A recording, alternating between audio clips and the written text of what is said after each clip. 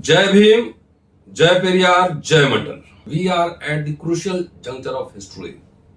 The RSS Sangh Parivar is going to celebrate 100 years very soon. And you all know, they never believed in Indian constitution. They have the agenda to introduce Manu Smriti.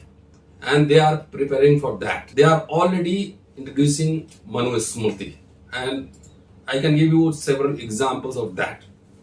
But we have to remember, they will talk about dharma. You have to talk about your rights. वो बात करेंगे धर्म की, वो बात करेंगे सनातन की. आपको बात करनी है जाति की, आपको बात करनी है वर्ग की, आपको बात करनी है मजदूरों की.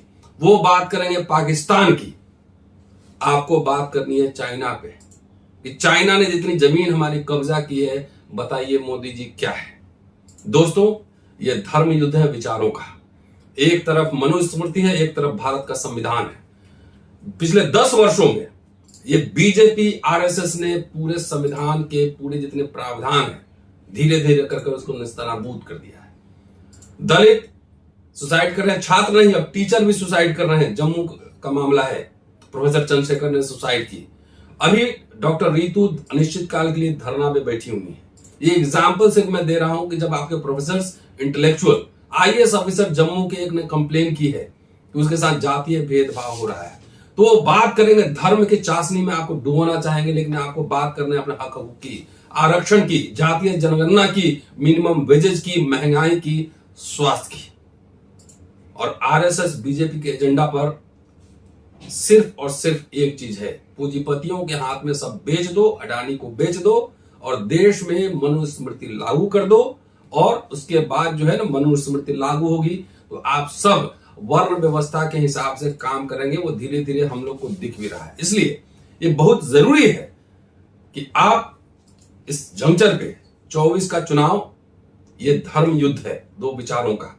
किसी भी तरीके से संघ परिवार बीजेपी आरएसएस के एजेंडा को डिफीट करना है. Come together, unite and defeat them. जितने साथी इस प्रोग्राम को देख रहे हैं, सुन रहे हैं, समझ रहे हैं, एनडीए गठबंधन को हराना है. जात के नाम पर वोट न दे, सिर्फ और सिर्फ एजेंडा के नाम पर वोट दें. ये सिर्फ हमारे लिए एक चुनाव नहीं है, हमारे लिए जीवन मरण का प्रश्न है. हमारे अधिकारों की बात है, हमारे बच्चे पढ़ेंगे कहां, स्कॉलरशिप की बात है, इंस्टीट्यूशन की बात है, आरक्षण की बात है. तमाम पहलुओं के लिए एजेंडा सेटिंग भी होगा और इंडिया गठबंधन को जितवाना भी है. और साथ साथ ये एजेंडा भी सेट करना है कि जब आप जीत जाएंगे तो हमारे सोशल जस्टिस को एजेंडा को कहां तक लेकर जाएंगे. हमारी हकमारी हुई है, सड़क पे 10 साल से हम लोग लड़ते रहे.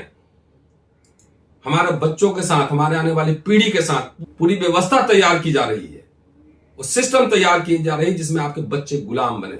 इसलिए एजेंडा के साथ बहुत जरूरी है इस मुद्दे पर हम लोग आए और तमाम लोग मिलकर आरएसएस संघ परिवार को हराएं और इंडिया गठबंधन को जितवाएं और उनसे एजेंडा भी मैनिफेस्टो में डलवाएं कि सोशल जस्टिस का क्या होगा.